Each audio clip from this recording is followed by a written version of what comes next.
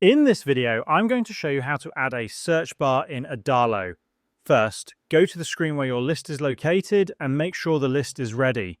Before adding the search bar, you may need to make some space for it. You can move other elements or drag them to create room. Then click on the plus icon on the left-hand side and make sure you are in the Sections section. Search for Search, and you will see several search bar options.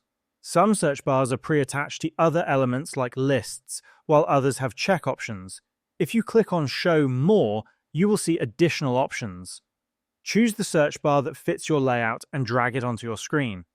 Remove any unnecessary headers or elements and adjust the search bar to your desired position. Click on the search bar, and from the left-hand menu, assign it a name. I named mine Search Bar and clicked Done. Next, select your list component. Under the Filters section on the left-hand menu, click Add Custom Filter. In the first drop-down, select the field you want to search, such as Name. In the second drop-down, select Contains. In the third drop-down, select your search bar component.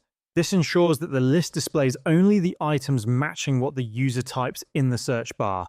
Finally, click View App in the top right corner, then select Staging Preview. You can now test the search bar.